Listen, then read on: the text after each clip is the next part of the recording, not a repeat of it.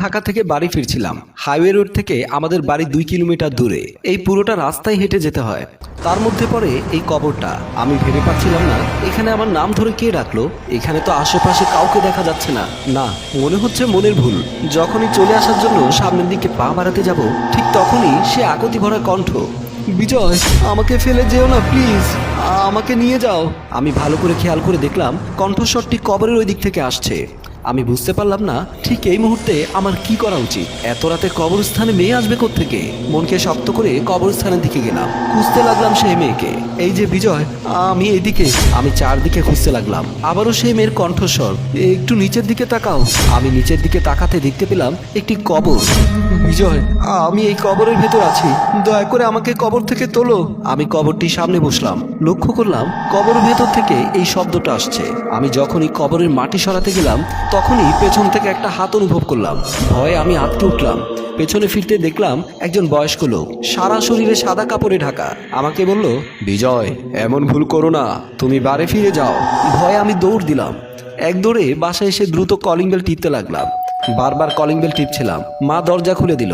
আমি সাথে সাথেই ভেতরে ঢুকে গেলাম। আমাকে ভয়ার্ত দেখে মা বলল, কিরে বিজয়, তুই এভাবে হাঁপাচ্ছিস কেন?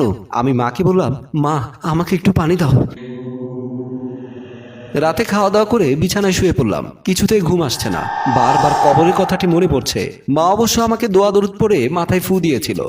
সেই থেকে শরীরটা হালকা অনুভব করছে। তবুও চোখে ভাসছে সেই কবর আর সে দরবেশ বাবার মতো লোকটির কথা। ভাবতে ভাবতে কখন ঘুমিয়ে পড়লাম টেরই পেলাম না। ঘুমের মধ্যে স্বপ্ন দেখলাম একটি মেয়েটি আমাকে বলছে, বিজয়, তুমি আমাকে কবর থেকে না তুলে চলে এলে যে? আমি বললাম, কে তুমি? মেয়েটি বলল, আমি মিম।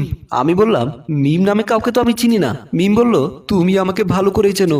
আমি বললাম, কোথাও দেখেছি বলে মনে পড়ছে না। মেয়েটি বলল, আগে আমাকে কবর থেকে তোলো, তারপর আমি তোমাকে সব মনে করিয়ে দিচ্ছি। আমি বললাম, আপনি কবরে কেন? মেয়েটি আমাকে বলল, সেদিন রাতে ওরা আমাকে মৃত ভেবে ওখানে জীবিত অবস্থায় কবর দিয়ে ফেলেছে। আমি বললাম, ওরা কারা? মেয়েটি আমাকে বলল, সব কথা আমি তোমাকে পরে বলছি, তুমি আগে আমাকে কবর থেকে তোলো প্লিজ। আমি বললাম, এতদিন ধরে তুমি কবরে বেঁচে আছো কিভাবে? মেয়েটি বলল, রাখে আল্লাহ মারে কে, সত্যি বলছি আমি বেঁচে আছি। বিশ্বাস না হলে তুমি কবরের কাছে আসো, একবার আমাকে কবর থেকে তোলো, তারপর সব কিছু তুমি বুঝতে পারবে। আমার ঘুম ভেঙে গেল। আমি লাফ মেরে বিছানা থেকে উঠে বসলাম। সত্যি কি মেয়েটা বেঁচে আছে? যদি বেঁচে নাই বা থাকবে তাহলে এভাবে আকুতি করছে কেন? আর মেয়েটি আমাকে চেনে কিভাবে? না, এই রহস্য আমাকে উদ্ঘাটন করতেই হবে। আমি বিছানা থেকে নেমে একটি কোদাল খুঁজে নিয়ে কবরের উদ্দেশ্যে চলে গেলাম। কবরের কাছে যতই যাচ্ছি শরীরটা ততই ভারী হয়ে আসছে। চারিদিকে শো শো বাতাস বইছে। বাতাসের তাণ্ডবে এই বুঝি আমাকে উড়িয়ে নিয়ে যাবে।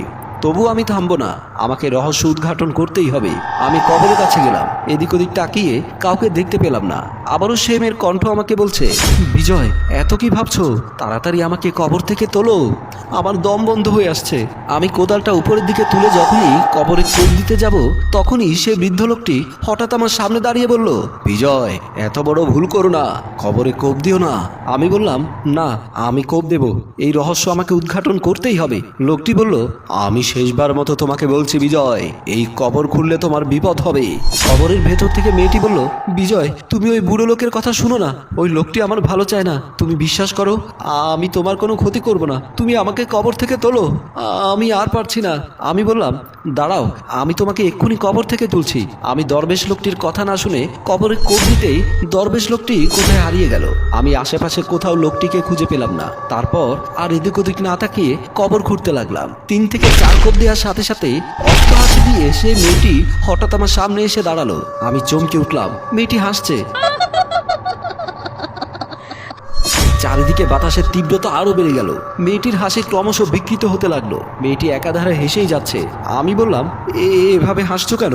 মেয়েটি আমার দিকে তাকিয়ে বলল, মূর্খ ছেলে, তুই বড় বেশি ভুল করে ফেলেছিস। তোর মতো অনেক ছেলেকে আমি ছলনা করে এখানে এনে মেরে ফেলেছি, আজ তোকেও আমি মেরে ফেলবো।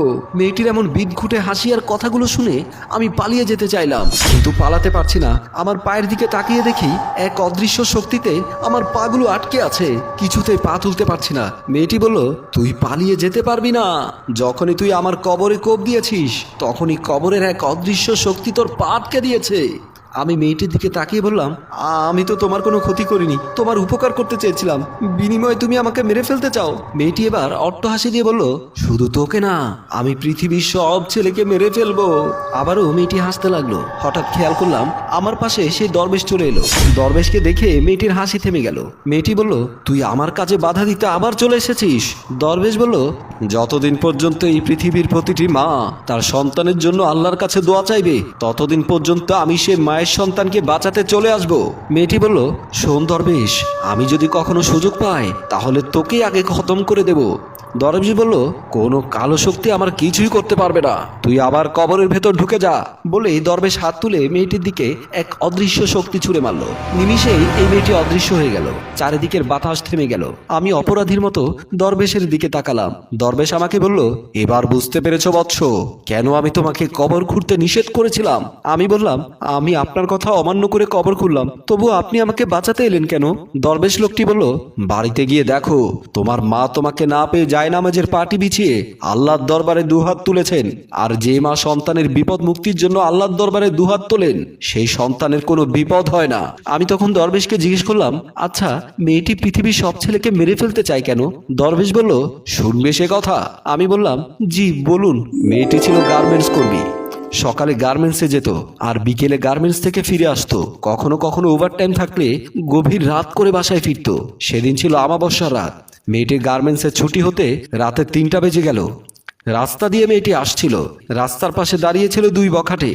এত রাতে মেয়েটিকে একা পেয়ে বখাটেরা মেয়েটির পথ রোধ করলো। মেয়েটি বলল, আপনারা কারা?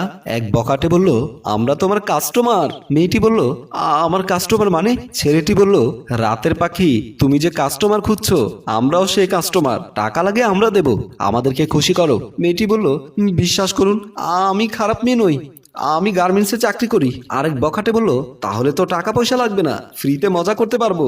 বলেই মেয়েটিকে ধরতে চাইলে মেয়েটি দৌড় দিল। দৌড়াতে দৌড়াতে ওরা মেয়েটিকে ধরে ফেললো। তারপর ওরা ওদের মনের বাসনা পূরণ করে মেয়েটির জীবন শেষ করে দিয়ে এই কবরে কবর দিয়ে চলে গেল। সেই থেকে মেয়েটির প্রেতাত্মা এই কবরের আশেপাশে ঘুরতে থাকে।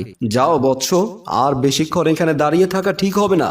ঘরে গিয়ে দেখো, তোমার মা জায়নামাজের পাটিতে বসে তোমার জন্য অপেক্ষা করছে।